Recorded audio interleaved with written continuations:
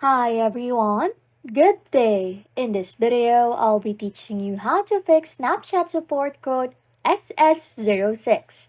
Okay, first things first, open your phone settings.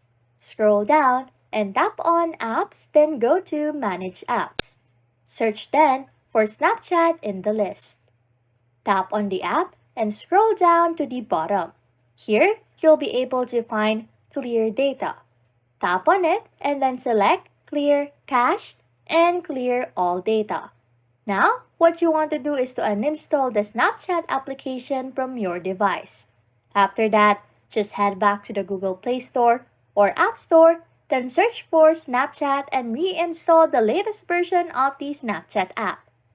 After reinstalling your Snapchat, you'll just need to wait. Give it at least 10 to 30 minutes to ensure that the changes take effect and the issue gets resolved. And hopefully that solves your problem. Anyways, if you like content like this, don't forget to subscribe to this channel or comment down below any tutorials you want us to make, so we can help you. And that's it. You can now fix Snapchat support code SS06. Thanks for watching and happy scrolling.